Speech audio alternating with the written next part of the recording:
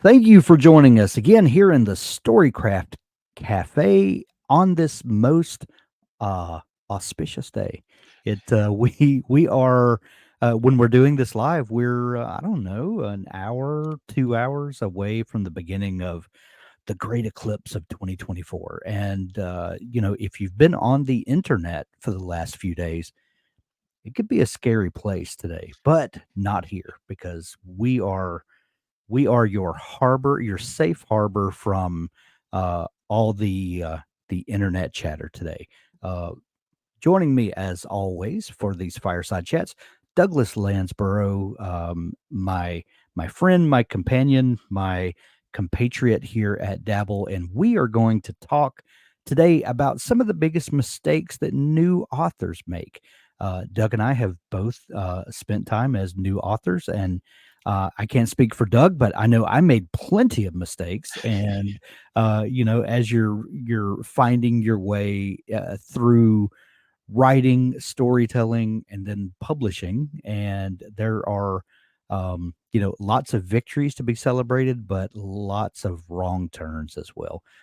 So, welcome, Doug. Thanks for joining me today. Thank you very much. I'm very excited to be here because I also made many mistakes. I continue to make mistakes, which is something I kind of wanted to preface this all with is that like these are the mistakes to look out for, not necessarily the mistakes to freak out over if you've made. Right? This Right. is you're going to make these mistakes. You've made these mistakes. Maybe you can identify them and help course correct, or maybe you can avoid them altogether. But like again, safe harbor. Don't freak out. This is a fun Right. conversation to help people out here. Right. And I don't think any of these are deal breakers. Like No. if you if while we're talking you say to yourself, "Oh my goodness, I've done that or I am currently doing that." Um these are just opinions. These are just things that we have seen. May or may not affect you, but hopefully these are things that you can reflect on and maybe uh, judge is not the right word, but maybe compare your writing journey to ours and just see if you can get any benefit from our stories. Anyway, like Doug said, Exactly. nothing to freak out about. Just a fun conversation. I messaged Doug earlier today, and I said I had kind of a hot take that I wanted to start with, and the more I thought about it, when I first thought about it, I said this is going to be inflammatory on the surface because it kind of goes in the face of advice that I've gotten from a lot of people. But the more I've thought about it, it's not as inflammatory. Boo. Maybe. But this hot take is, and I'm just going to start with this. You are not required to sit down and type every day. Um, and I've gotten this, especially when I'm talking to journalists who have become fiction writers, and I always ask them, "What did your time in journalism teach you that you have brought over to writing fiction?" And I'm always looking for some brilliant insight that these people have gleaned from their time. And invariably, 99 out of 100 people all say that their time in journalism taught them to work under a deadline and to put the seat of their pants in the chair and do the work, get the work done. And they built great writing habits, and that has served them well. And I'm not here to refute that. But if you listen to the show that I did with Dan Kinney a couple of weeks ago, I think we talked about the importance of sometimes um, taking time to yourself and just thinking. And I would argue that that is writing time, even if it's not typing time. So while I say that you're not required to sit down and type every day, um, I would argue that that is writing time well spent. So a bit of a hot take. What do you think about that, Doug? Am I off base? How do you receive that? Well, I'm sure you're probably getting like a handful of nasty emails right now just for speaking those Probably words. so. No, and it's funny because just for anyone listening or watching, like I think some shows when they say that they've brought these items together individually, they actually share them before. No, Hank and I did not share any of our stuff before. I just got the Right. heads up about a potential hot take, and Yeah. that is like adjacent to one of my things that I'm going to talk about later. But I think the writing every day applies to some authors. And because we're talking about new writers today, writing your first book, even your second, third, you can consider yourself new however long you want. You don't need to write every day. You don't like this isn't a job. This is still you're passionate about it. It's a hobby. You're doing it in your free time. Um, you don't need to make sure that you're sitting down and typing out 2,000 words a day because you want to be like Stephen King because you just read on writing, right? Like Right. you don't need to do that. If the 10 years from now you're 15 books into your career and it's actually your primary income, then we have a different conversation, right? Then it's Right. your job and you can still be passionate about it, but we all do our jobs, 5 days a week, 7 days a Yeah. week, 4 days a week, however many you get to do it. So then it's different. But for new writers, I really don't want people to feel like they're failing because they haven't sat down and written X number of words Monday through Saturday or whatever they want to do. Right? That's not fair. And I say that being keenly aware that sometimes I can come off like that, both in our shows and our writing, but it's about identifying where you are in your process. And if you're just Right. starting out, chill. Yeah. In my mind, um, I hoped that you would just be adamantly opposed to that, throw a sheaf of papers in the air and storm off the set. I'll have to try Sorry to harder next disappoint. time. But again, if you're not a new writer, so Yeah, then think about it differently. right. But like we're doing this for fun. If it's your first book, especially if you have learning to do at the same time, Exactly. just treat it like it's fun. Treat it like it's supposed to be.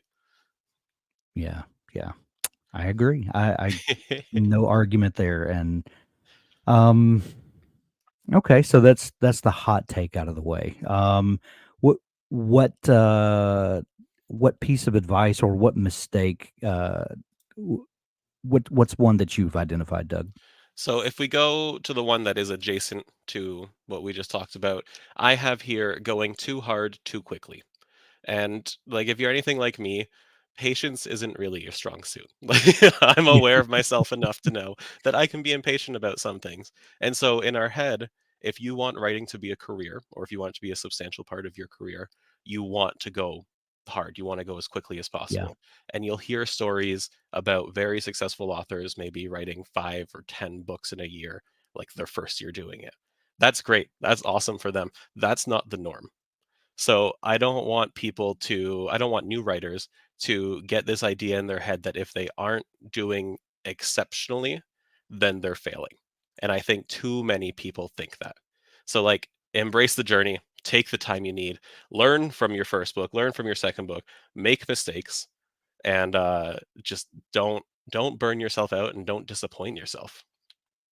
Right. that's great. I have something that I, um, jotted down that is adjacent to your item that was adjacent to mine, and that was, how did I word it? Where was it? Not knowing your audience and not knowing what your audience wants. I interviewed someone a couple of weeks ago, who put their head down, wrote like 8 books in a series, um, before stopping to ask, "Does anyone want this series?" Or have I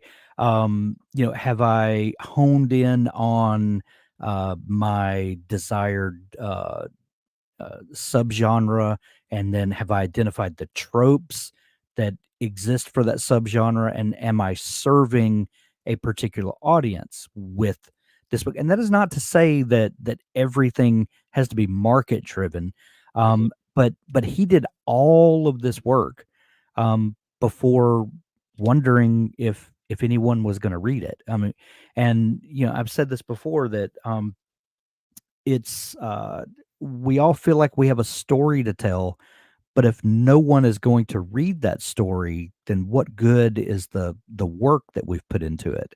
I mean, it may be a cathartic experience for you as the writer, but then that's just for you. That's not necessarily something that needs to be published or shared with an audience. If it's just for you, then that's amazing, but maybe that's a Mhm. journal. Maybe that's not a novel. Yeah. You know, asking yourself those hard questions. And a lot of times, I know the first book that I wrote was purely for me. It was self-serving in all of the ways. But that was, maybe that was some things that I was dealing with, and I just needed to talk about them. And writing that first novel was a way for me to talk about those things and get them off my chest and kind of clear my mind. It wasn't necessarily for a worldwide audience, um, but once I got that out of my way, I was then ready to tell someone else a story. But that first one was me telling myself a story. Yeah. Does that make sense, Doug? It does make sense, and I think any new writer needs to figure out what it is exactly they want to do, because as far as I see it, you kind of have three options. You have the cathartic route, which you just Mhm. touched on, and you can journal, or you can, build a Dungeons and Dragons world, or you can just write a Right. book that only you and your partner or your mom will see, right? Sure. Or you can tackle it saying, "This is my first of many books, and I'm Mhm. passionate about writing, and I want to develop my writing skills." I think that's going to be the vast majority of people who watch this or listen to this or who go to W and read the articles. I think that's most people.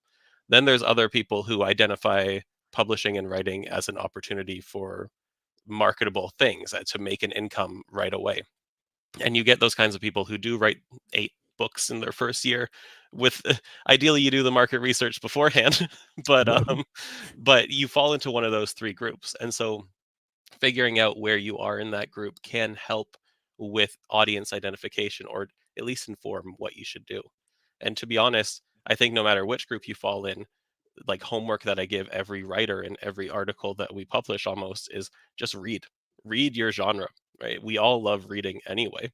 So Right. the more you read, the more you identify what tropes work, what character archetypes work, what plot structures work, what stories are good and bad, and themes resonate and don't resonate. Like that, reading is part of the writing journey, because you are not the best writer in the world. I'm not the best writer in the world. Like I meant you generally, but Hank, I don't think you think you're the best writer in the world. Like no No, one is the not at best all. writer in the world. Right. So learn from others. Absolutely. Yeah. Absolutely. Um, One that I have jotted down here, talking too much about your work in progress. I Oh. yeah, this is this is something that I used to be terribly guilty of. I would write a page and I would really work on it, and I just loved the language that emerged from that writing session, and oh, I was so clever the way I said that, and it was so crafty, and you know what? Let me just screenshot this page and let me post it on Facebook because Yeah. everyone needs to see how brilliant a writer I am. Most of the time, people just don't care, and, Yeah. um, let's be honest, and, that's one end of the spectrum. The other end of the spectrum is if people are awaiting this new work from you, don't spoil it. Don't leak stuff out there because you can't keep your mouth shut. Just, keep working on the story, get it perfect, and let it unfold in the way the story is supposed to unfold for the reader. Yeah, and I think there are people that you can share your work in progress with or share updates about it. Like I'll rant to my wife about stuff that I just wrote, and she'll sit there and she'll smile and she'll think this isn't, a Sarah J. Maas book, but I'm very proud of my husband for writing it. And but I appreciate that, right? I'm here to get feedback, either positive, reinforcement, or beta feedback or whatever, from select groups of people. But when I started my writing journey, I was very much in that boat where I'd type a page and then I'd hop on Twitter and I'd be like, here's a line, hashtag WIP, hashtag indie author, hashtag, hashtag, hashtag, which social media has a place in the writing Yeah. journey. It can have a very strong place in the writing journey. but not when you're more obsessed with sharing the fact that you just wrote a page than actually writing the story that you want to write. Yeah. Yeah. I first started writing and publishing in 2013 to 2014, somewhere in there. And it was just at the end of the first wave of the Kindle Revolution. So we had started collecting all these stories of people that had just quickly written a story, designed a cover in Microsoft Word, uh, uh, didn't edit it, threw it up on Amazon, made a bajillion dollars. Bam, they can retire now. And and so you had this follow-up wave of all of these people that decided, I'm going to write a book too, and I'm also going to design a cover in Microsoft Word, and I'm going to be rich. And then the Kindle store was flooded with all of these really terrible books, terribly presented books, and there's a blip on the sales charts, and then they all just blew away with the wind. um, and so, a lot of people I've heard a lot of back and forth arguments about how AI is basically going to do the same thing to publishing and flood the market with all of this. And, that's another discussion for another time. Um, but we've seen these waves come of people that are just here to game the system, and you're invariably going to get all these bandwagon people that are going to jump on to try to make a quick buck, and then you're going to have the people over here who are you know, head down doing the work, producing quality content, and those people are going to last.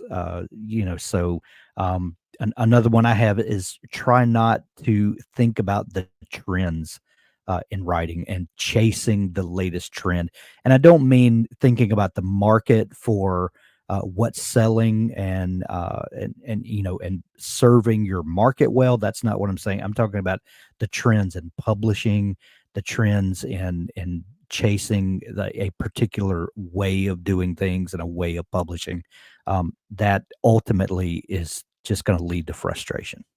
Yeah, and for new writers especially, if you aren't writing authentically, then you aren't going to grow. You're not going to become a better writer. You're going to become a clone, a subpar clone of some other writer, right? Like Yeah, some cheap imitation. So really look inwards and focus on what you want to write and use like your passion for it, use what excites you about it to make yourself learn more and to become like the author you want to be rather than the author or writing style that's hip for the moment. right, And again, right. that kind of differs as well. I think analyzing the market differs when you become a career author. Then you can think about writing to market more. But Yeah, do that after book 10 or after book 15 or after book 20. Like book one, book two, just write what you want to write. And then you can take feedback later about, this character doesn't work for this genre, and you can do some tweaks to that. But yeah, don't think that you have to take every trope that's popular right now and every romance arc that's popular right now and every dragon or whatever that's popular now and cram it all into one book and think, yeah, right. I got a bestseller here. Yeah, yeah.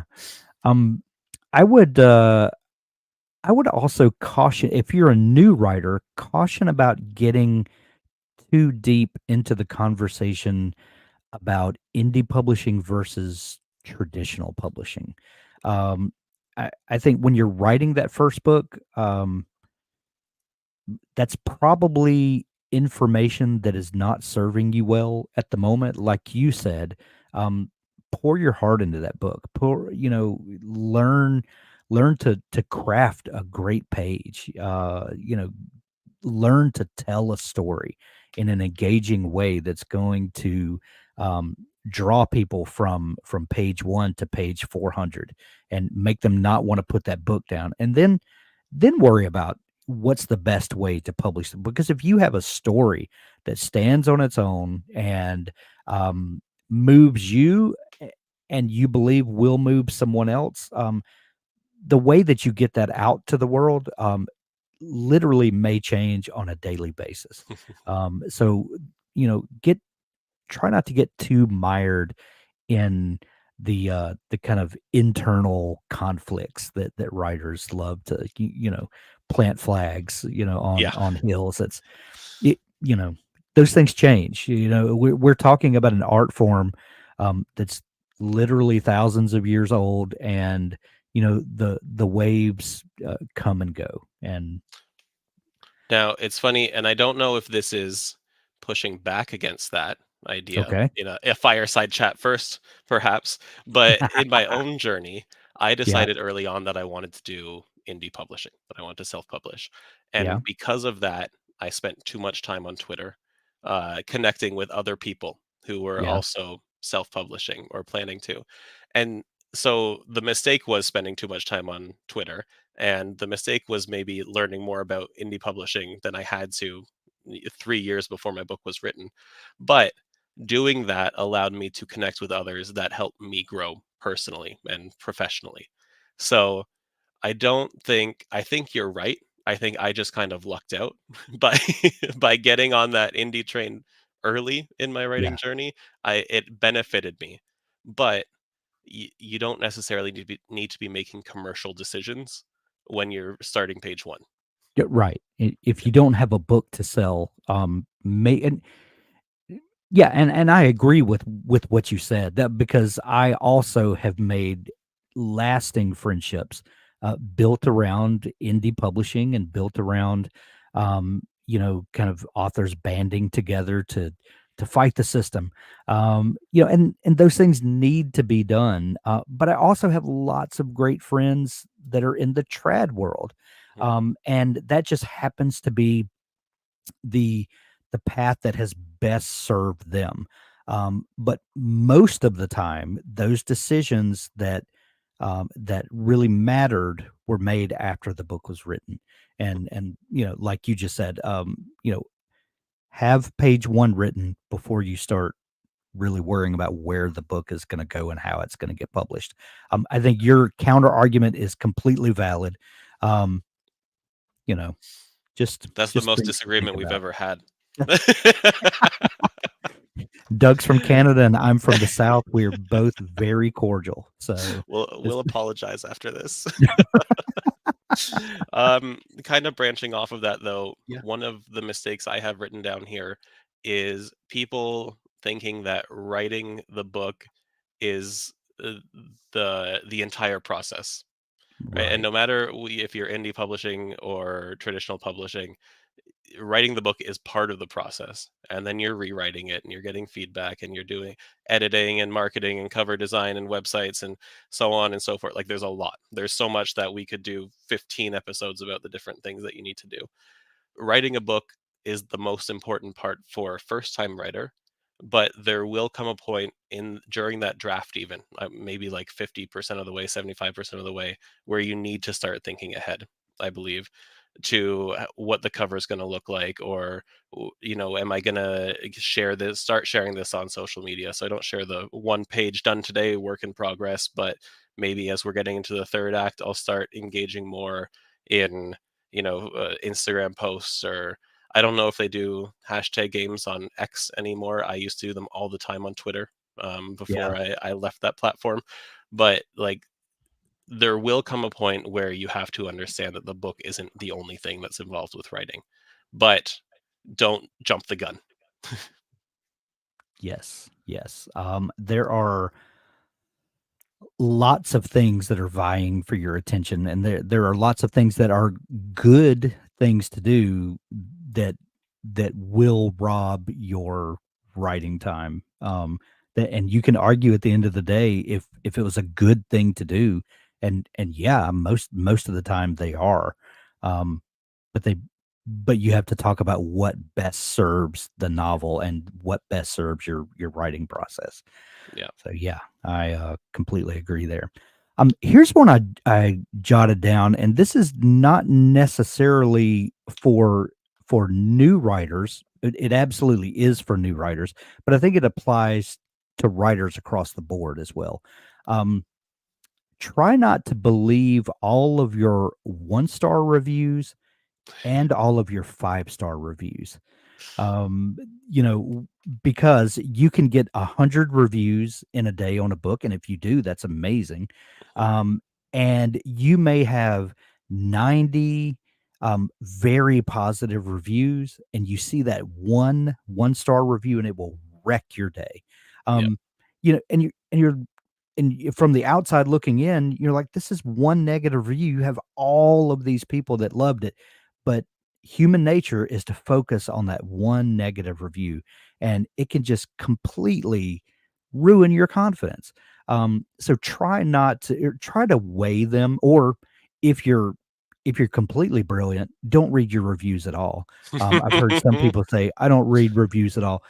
Okay, that's a great thing to aspire to. I've never not been able Congratulations. to read reviews, but try to keep them in balance. So the 1 stars can be day wreckers. A lot of times it's people that just don't understand what you're trying to do. They're not fans of your genre necessarily, and you think, well, how did they even stumble on my book? This book was not for them, and it's obvious it was not for them because they didn't get it. Okay, that's one thing. Another thing to watch out for is try not to believe all of your own hype when everyone is raving about how brilliant you are. Maybe read the 3 and 4-star reviews to maybe get a better grasp of, okay, people are enjoying this, but maybe this didn't quite work for them. And maybe I can take some constructive criticism from someone who obviously likes what I did, but maybe it didn't completely resonate with them. So what can I as a writer take away from that? And that's why I say don't believe all the 1-star or 5-star reviews. Kind of try to look in the middle there. If you're wanting to do more than have your ego stroked, if you want to actually learn something from your reviews, the 3 and 4 stars, sometimes a 2-star, are really where you can glean some helpful information from.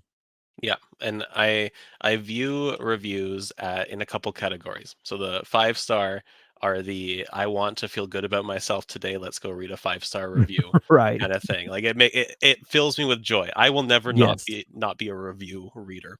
Um, exactly.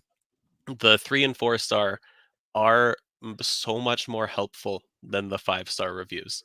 Even if someone means super well with a 5-star review, and again, I love them, keep leaving them because because they've helped me, they help the books.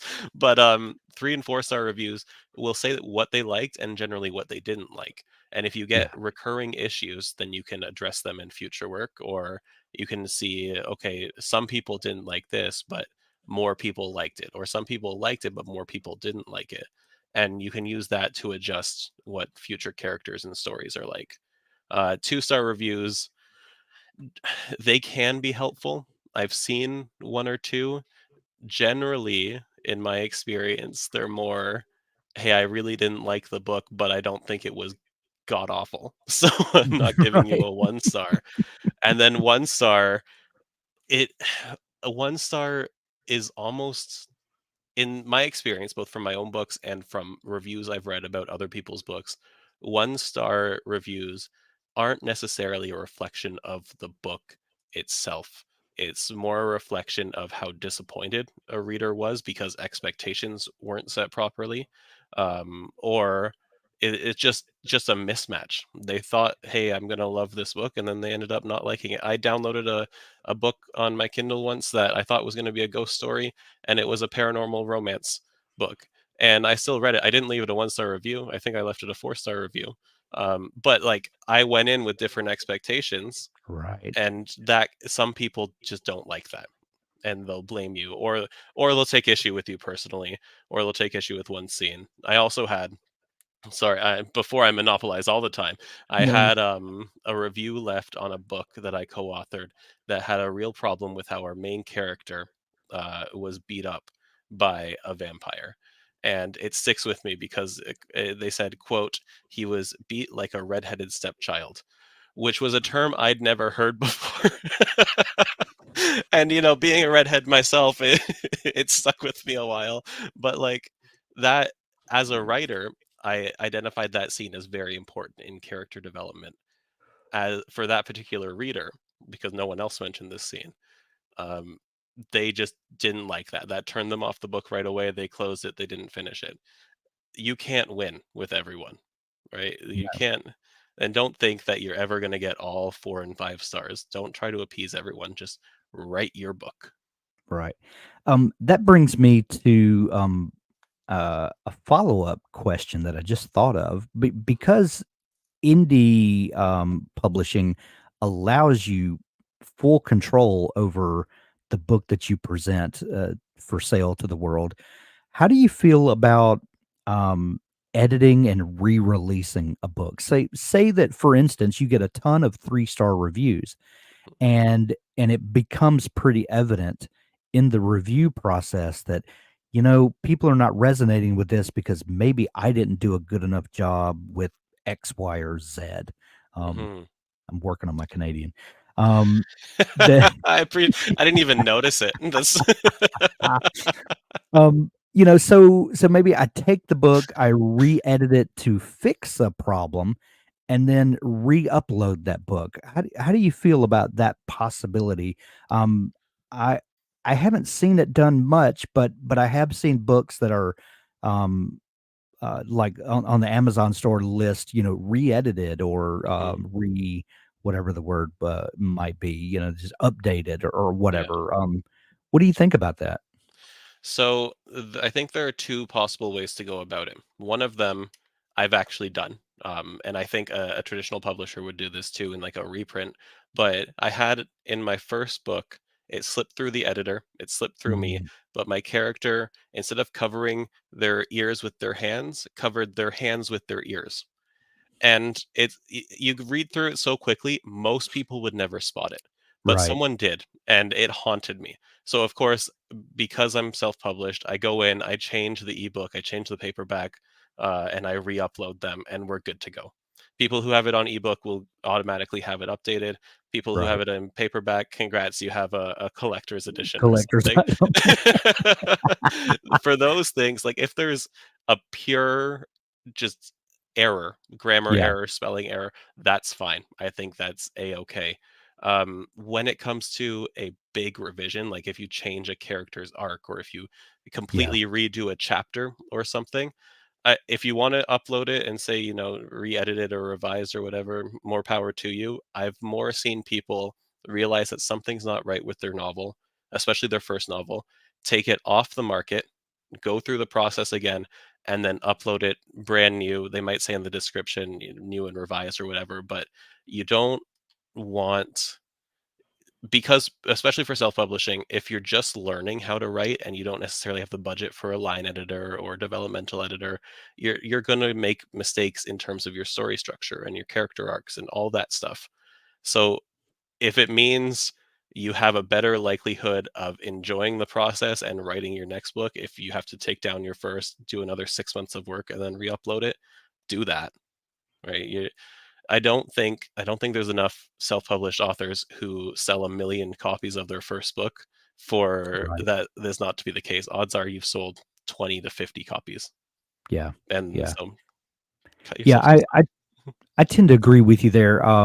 The covers his hands with his ears, that's a simple revision, re-upload. Chances are, almost no one is gonna know that you did that change, Yep. and you don't need to advertise that. That was something that you just corrected.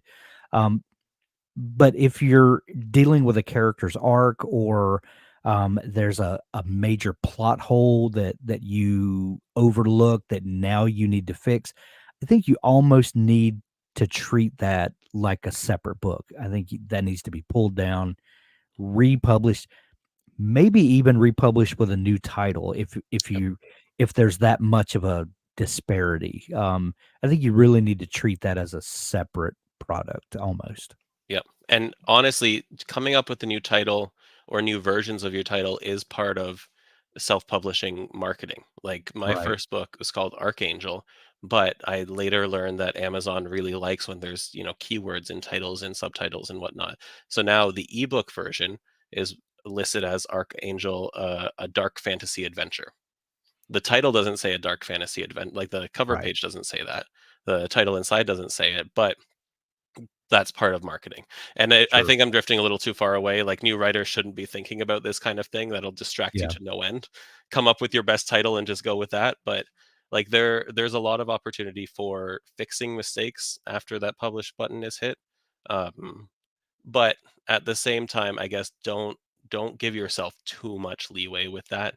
Like, you Yeah. should still be editing, revising. You should be, if you're self-publishing, paying for a copy editor to go through that. If nothing else, pay for somebody to make sure your spelling and grammar on point, because it's Yeah. something like 70% of customers will just close something if it's filled with errors. So Yeah. Yeah. yeah. The next thing I have written down is one that I'm gonna offer with a qualification. And it's what I wrote down is editing too early. Some people will want to keep revising the beginning and never tell the story. So a lot of people will really want to nail that beginning or middle or whatever part, and they'll keep going back and revising and revising and revising until they just never write the book because they're so worried about um, sticking that beginning. And openings are crucial. But maybe that's something that you worry about on your second draft or third draft. Mhm. But tell the story and then worry about fixing the story. Um, Now, having said that, when I write, I tend to especially if I'm really in the thick of it and I'm doing daily writing and really, you know, staying in the mindset of telling the story. When I come to a writing session, I'll look back over what I wrote the day before, and I'll, fix commas and fix spellings, or if something, in the heat of the moment made sense, but then when reading back over it, I'm like, what was I even trying to say? This doesn't even make sense. Fix those sorts of things, and that helps me get back into the flow so that when I get to the end of what I wrote yesterday, I can pick up and carry forward from there. That's just my preference. Some people will say, don't even look at what you wrote prior. Especially if you're an outliner, you have an outline to go by. You know what you need to write in today's writing session. So don't even go back and look at what you wrote yesterday. There's time for that, when you go to your second, third, fourth revision, whatever. That's when you deal with that stuff. I appreciate that, and I hear what people are saying. I'm not quite able to do that. Now, I don't go back to the beginning and rehash everything, but I do use yesterday's writing to prime today's writing.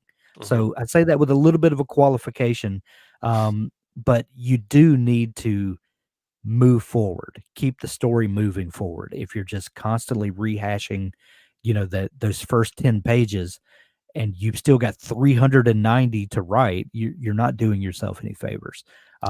Your first draft will never be perfect, and and maybe the real title of this one should be realize that there are more than one draft that have to be written, and and you have to have a full draft written before you can revise that. And I forget who said it, but it gets quoted all the time that you can't edit a blank page. You have Yep. to have something written to then be able to edit and to really mold and shape into the book that it one day will be.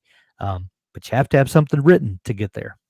Yeah, and I think a lot of that can be solved with, to use an unsexy term in something creative, is having a process. Like, and you don't, for a new writer, like we said, you don't need to write every day. You don't need to have something super stringent, but say to yourself, okay, before today's writing time, I'm going to look at what I wrote last time. Use that to inspire you, use it for some small fixes. For myself, I'm actually working with someone to get feedback every 2 weeks. So before I send it to her, I'll spend Sunday or part of Sunday revising what I wrote the last 2 weeks, and that's when my revision time is. But I don't think, like, the issue with continuing to go back and revise over and over again is that you'll never get it perfect, and it's taking away from your writing time. And writing time is precious, especially for new writers. So if you can come up with a process that says, okay, I'm writing at this time of day, but then on Thursday at 7 p.m., I know, the wife and kids are out, and so I have half an hour to myself, then I can revise then. Right? But don't let it impede your writing progress. Or you're right, you'll never write the next 390 pages because you just physically don't have enough time. There are only 168 hours in a week, something along the 164, Something like that, yeah. something like that, right? If you only have 7 hours a week to write and you spend 6 of them editing what you've written, then you only have 1 hour a week to write. That's not enough to finish a book in uh, less than a few years. You're right. It's not enough. um, Um, I do have one here, okay. and I think this one's important, especially for myself. Okay. And it's thinking that passion is the only thing you need. Now, I want to preface this the Mm, same way you did, in that passion is extremely important, especially for new writers. yes, If you aren't super excited about telling a story, why are you doing it in the first right. place? But you And I need would to. argue that it will show in your prose. Yes, absolutely. Right? If you're writing something because you need to, or because Yeah. you say, I've never written a book, but I'm gonna write to market, it's gonna come off clunky and bad. But you also need to And understand, readers will see it as a money grab, and yeah, they will run far from you. the few readers that you get. Yeah, a few, yeah. But you need to understand that passion is a driving force, but it is not something that can actually finish a book on its own. You need to realize that you're going to burn yourself out if you think that passion is the only thing that's pushing you forward. You're going to get bogged down in the second act if you just thought, "Hey, I have this really cool story idea. Type, type, type, type, type, type, type." Right? For new writers, be passionate, but commit to writing 500 words a week, or outline your story or the major beats of it so you don't get bogged down, or have a support system so you can bounce ideas off and get excited and reignite that passion while still getting feedback on your ideas. Like, have you ever lost passion in while you're writing a story, Hank? Oh, yes. Yeah. Yeah, and sometimes it's, um, that you need to take a break because you have other things vying for your passion. Maybe you've got, a serious family problem that needs to be taken care of before your book becomes priority, or maybe you lose passion, because you had a brilliant idea, but you hadn't really thought through, the implications of that idea, and how, once you get to page 300, where does the story go now? Maybe you were super white hot about the idea, but hadn't really thought through the execution of it. And, you know, yeah, that's happened to me several times where I had to go back to the drawing board and realize that I was not prepared to write this thing that I was really excited about. Honestly, I think it happens to me like once a book, at least. I think there'll always come a time where like you're super excited to start, and then you realize that a book is 80,000 to 200,000 words long, and at Yeah, word 70,000, you're not necessarily as excited. The story's still great. You really want to finish. You will be excited again, but like the competing priorities, you just need a break. It's a lot of work. A lot of things can eat away at the passion until it's smaller, like an ember instead of a fire, I guess. right. So it's still there, but I think if you put in the work ahead of time, or you at least identify that things can happen and be prepared for that, then you kind of protect it so that it doesn't diminish as much as it does, or it can come back strong again once you've dealt with what needs to be dealt with. Yeah. And to kind of tag onto that one, I wrote one of mine in my list is, um, not enough conflict in your story. Um, and I kind of left that, kind of trailing off there, because what I was thinking about is, specifically having characters that readers care about, and then identifying, knowing what your character wants and needs, and then placing obstacles in their way, so that you begin with a likable character, someone that readers latch onto and care about what happens to him or her, but then and then identifying something that they want or need, um, and then placing things in their way so that the reader cares about how this character is going to resolve a certain thing, or um, a relationship that is just beyond their grasp, or whatever it is. But um, having characters that have no emotional depth or no challenges that are identifiable, um, makes for boring reading. No one wants to read about Superman when there's no kryptonite around. There's you've got to have something that adds to the vulnerability of this character. Um, it's the eclipse. I can't talk today. No, but Um, I completely agree. Like I relate to it because new authors, especially I have the tinged view of thinking about fantasy more than anything else because sure. that's what I write. But when I started my first book, I thought, okay, I have this really cool idea for this story, and the idea was for the external conflict, right? The big overarching thing that our protagonists are facing. I had no idea when I started writing how important internal conflicts were, and Right. honestly, I more or less lucked out in that though some internal conflicts just naturally developed along the way, which I think they will. Whenever you challenge a protagonist or a character of any sort, you will find those conflicts. But now your characters are so much more effective if they have something external to face and they have something inside that they deal with. It doesn't Right. have to be like some demon from their past or something. It could be a flaw that they have that happens to come up in the story. It could be a relationship that just ended and they're looking for love. Like it can be anything, but if they don't have it, it does make for a very boring character. And I'm starting a new D&D Dungeons and Dragons campaign tomorrow that I've created for my characters or for my players. Yeah. And I got them to make their characters and send their backstory to me so that I can incorporate it. Oh, I love And it. I had to prompt them, almost every single one of them, to say, okay, what is your character conflicted about? Like if you want to play a nuanced character, because no one wanted to play the Superman paladin, just chiseled I was jaw, light shining from them kind of thing. I was um about to ask you if you had a paladin in the yeah. group. No paladin, no paladin this time around. We See? have some pretty nuanced dark characters in it, and I'm excited, but you can't have that if you don't have some kind of internal conflict. And Yeah. luckily they were open to that. And we had some good back and forth. And so the same goes for a story though, right? D&D is just a story played out, Yeah. but you need that conflict. You need to understand conflict and you need to write it into your story.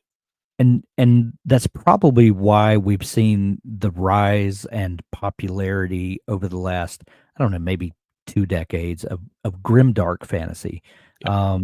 where we don't have a bright, shiny paladin that runs in and just slaughters everybody and saves the day. You know, the people tend to really resonate um, with characters that are maybe not good people, but Yep. find themselves in a situation where they have to fight for what's good and right in the world, even out of uh, their